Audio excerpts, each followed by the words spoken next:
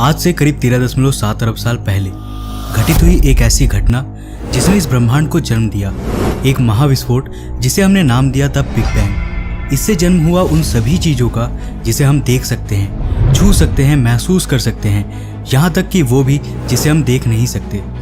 Big bang कैसे हुआ, क्यों हुआ, इसका जिम्मेदार कौन है, ये कोई नहीं जानता, ना ही ये हम कभी जान पाएंगे।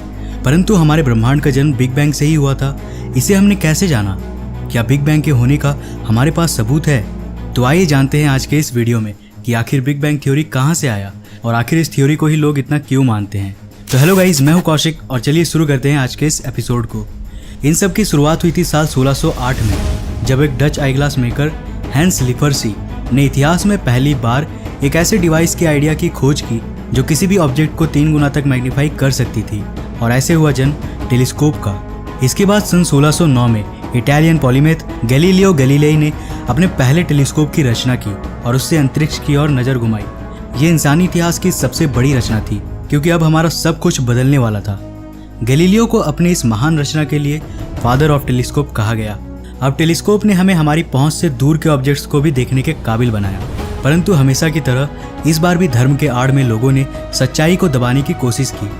जब गैलीलियो ने यह ऑब्जर्व किया कि रात के आसमान में दिखने वाले कुछ तारे असल में ग्रह हैं और वे भी हमारी धरती के समान चक्कर काट रहे हैं, परंतु हमारी धरती का नहीं बल्कि सूरज का, तब उन्होंने निकोलस कोपरनिकस के हेलियोसेंट्रिक थ्योरी को सपोर्ट करते हुए बताया कि असल में हमारी धरती केंद्र नहीं है बल्कि सूरज हमारे सौरमंडल का केंद्र है। परंतु उनकी ये बात चर्च को नागवार समझी और उनके इस खोज के लिए उन्हें आजीवन कारावास में डाल दिया गया और सन 1642 में कारावास में ही उनकी मौत हो गई। चर्च ने सारे हेलियोसेंट्रिक बुक्स और इससे जुड़े सभी चीज़ों को भी बैन करवा दिया, परंतु सच्चाई कभी छिप नहीं सकती है। वक्त के साथ साथ टेलीस्कोप्स का विकास हुआ और हमने धीरे धीरे सौरमंडल के और भी प्लैनेट्स की खोज की, परंतु अब भी हमारे लिए हमारा ब्रह्मांड केवल मात्र उतना ही था जितना हम देख सकते थे। खगोलविदों के मन में हमेशा से ये सवाल रहता था कि आखिर दूर अंतरिक्ष में क्या है, परंतु वक्त के साथ साथ हम और काबिल बनते गए। टेलीस्कोप्स का विकास होता गया और फिर शुरुआत हुई 20वीं सदी की। वो वक्त जब मानव सभ्यता अंतरिक्ष के गहराइयों में झांकने के लिए पूरी तरह काबिल बन चुके थे।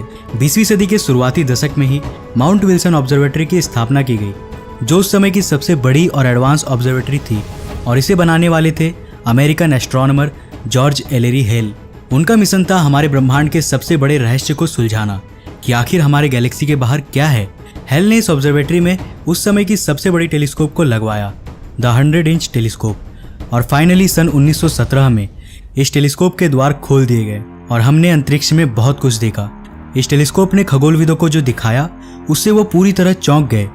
उन्हें समझ ही नहीं आ रहा था कि आखिर वो चीज़ें क्या थी। उन्होंने अंतरिक्ष में देखा अजीब से चमकीले बादल जो अलग अलग आकार के थे, कुछ स्पाइरल तो कुछ अंडाकार और कुछ अनिश्चित आकार के। ये थे नेबुलाज, परंतु उस वक्त कोई नहीं जानता था कि आखिर ये क्या थे और ये कितने दूर थे। कुछ खगोलविद ये मानते थे कि इनमें से कुछ नेबुलाज हमारे मिल्की वे के छोर में स्थित है, और उन्होंने ये सोचा कि असल में ये आइलैंड यूनिवर्सेस हो सकते हैं, यानी दूसरी गैलेक्सीज ठीक हमारे गैलेक्सी के समान। हेल ने दुनिया के सबसे अच्छे खगोलविदों को न्योता दिया इस रहस्य को सुलझाने का कि आखिर अंतरिक्ष में दिखने वाली ये चीजें क्या थी। उन्हीं खगोलविदों में से एक थे एडविन हबल। एडविन हबल वाकई में सबसे अच्छे ऑब्जर्वेशनल एस्ट्रोनॉमर थे। उन्होंने रात भर उस 100 इंच टेलीस्कोप के जरिए अंतरिक्ष में मौजूद उन नेबुलास की पढ़ाई की, और इन्हीं में से एक नेबुला ने उनकी ध्यान को आकर्षित किया, Andromeda nebula. Hubble Andromeda nebula में मौजूद तारों को देख सकते थे, परंतु ये साबित करने के लिए कि ये भी असल में एक गैलेक्सी है हमारी गैलेक्सी की तरह, हबल को ये पता करना जरूरी था कि ये हमसे कितनी दूर है। लेकिन ये पता लगाना कोई मामूली बात नहीं थी, परंतु हबल भी हार मानने वालों में से नहीं थे। हबल ने स्टैंडर्ड कैंडल मेथड के जरिए एंड्रोमेडा नेबुला के डिस्टेंस को मापा और उन्होंने ये अनुमान लगाया कि एंड्रोमेडा हमसे करीब 8 लाख प्रकाश वर्ष दूर है, यानी हमारी गैलेक्सी के सबसे दूर मौजूद तारे से करीब 8 गुना दूर। यानी एंड्रोमेडा हमारी मिल्की वे गैलेक्सी से बाहर था, एक दूसरी गैलेक्सी, अपने आप में एक दूसरी दुनिया। इसके बाद हबल ने ऐसे ही और भी कई गैलेक्सीज की खोज की। कई सारे नेबुलाज जो स्पाइरल थे वे असल में नेबुलाज नहीं बल्कि गैलेक्सीज थे। एडविन हबल के इन खोज ने हमारे ब्रह्मांड को देखने का नजरिया ही बदल दिया। हम ब्रह्मांड में अकेले नहीं थे, इस ब्रह्मांड में ऐसे और भी गैलेक्सीज मौजूद है। परंतु हबल ने इसके बाद जो खोज की वो तो इससे भी ज़्यादा आश्चर्यजनक था। हबल ने ये देखा कि ब्रह्मांड की सारी गैलेक्सीज लगातार हमसे दूर जा रही हैं। वैसे हबल के खोज से पहले ही अमेरिकन एस्ट्रोनॉमर वेस्टो स्लीपर ने ये देखा था कि स्पाइरल नेबुलाज, जिसे बाद में हबल ने गैलेक्सीज बताया, वो नेबुलाज लगातार हमसे दूर जा रही है। हबल ने ये देखा कि जो गैलेक्सीज हमसे जितनी दूर मौजूद है वो उतनी ही तेजी से हमसे दूर जा रही है, यानी ब्रह्मांड फैल रहा है। हबल ने बताया कि हमें लग रहा है कि गैलेक्सीज हमसे दूर जा रही हैं, परंतु ये स्पेस खुद है जो लगातार फैल रही है। हबल की ये खोज खगोल विज्ञान की सबसे बड़ी खोजों में से एक थी। इसका मतलब था ब्रह्मांड स्थिर नहीं है, बल्कि ये लगातार फैल रहा है और लगातार बड़ा हो रहा है। परंतु ऐसा क्यों? ब्रह्मांड क्यों फैल रहा है, ये तो हम नहीं जानते।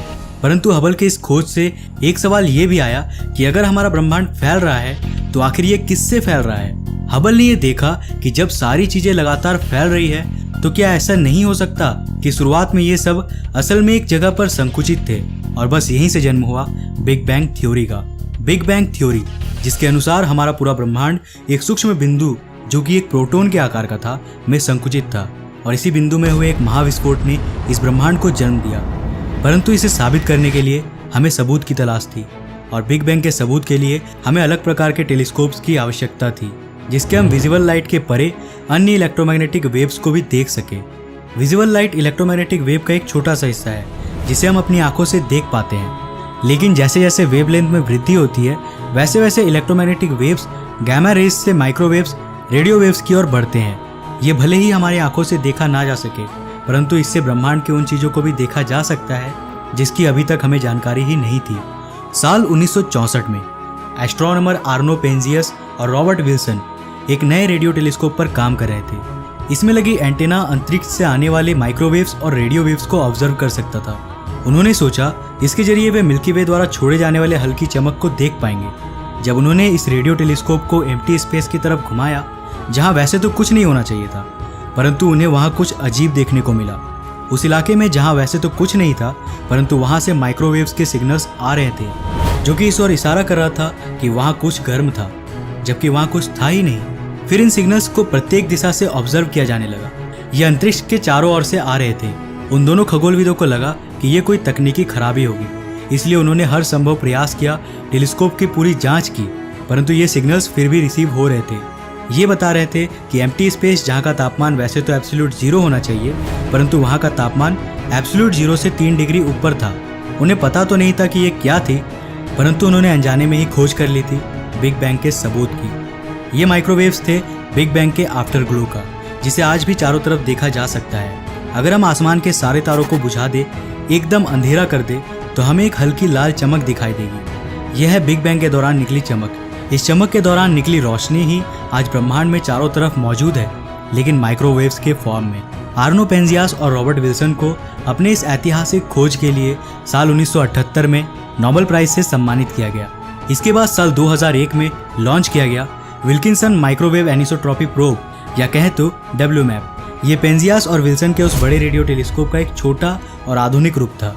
इसके जरिए उस आफ्टर ग्लो का एक डिटेल्ड मैप बनाया गया और हमें मिला ये कॉस्मिक माइक्रोवेव बैकग्राउंड की एक डिटेल्ड मैप। इसे बनाने में 9 साल की मेहनत लगी थी और यह हमारे ब्रह्मांड की तस्वीर है उस वक्त का जब हमारे ब्रह्मांड का जन्म हुआ था। तो इस तरह से बिग बैंग थ्योरी की रचना हुई और हमें इसके सबूत मिले। परंतु आप में से कुछ लोगों के मन में ये प्रश्न जरूर होगा कि हमने ये कैसे पता लगाया कि बिग बैंग आज से 13.7 अरब वर्ष पहले हुआ था। वेल, इसका जवाब बहुत ही आसान है। अगर आप किसी वीडियो में एक धमाके को देख रहे हो तो आप उस वीडियो को रिवाइंड करके ये देख सकते हो कि धमाके की शुरुआत कब हुई। ठीक वैसे ही ब्रह्मांड के फैलने के रफ्तार को माप कर कुछ कैलकुलेशंस के जरिए खगोलविदों ने ये अनुमान लगाया कि आज से 13.7 अरब साल पहले ये सारे गैलेक्सीज एक बिंदु में संकुचित होंगे। तो इस तरह से हमें एक अनुमानित समय मिला। तो अब आपने जान लिया कि कैसे बिग बैंग की खोज हुई थी। इस थ्योरी को अधिकांश लोग इसलिए मानते हैं क्योंकि हमें मिले सबूत इस थ्योरी के अनुसार सटीक बैठते हैं। तो बिग बैंग थ्योरी के लिए एक लाइक तो बनता है। आज के लिए बस इतना ही। अगर आपको ये वीडियो पसंद आया तो इसे लाइक करने के साथ साथ अपने फ्रेंड्स और फैमिली के साथ शेयर करें। अगर आपने अभी तक हमारे फेसबुक पेज को लाइक नहीं किया है तो जल्दी जाकर लाइक करो यार, लिंक नीचे डिस्क्रिप्शन में है। अगर आप नए हो इस चैनल पे तो ऐसे ही और इंटरेस्टिंग वीडियोस के लिए चैनल को सब्सक्राइब करने के साथ साथ नोटिफिकेशन बेल को भी ऑन कर लो। मैं मिलता हूँ एक और नए वीडियो के साथ, तब तक के लिए जय हिंद, बाय।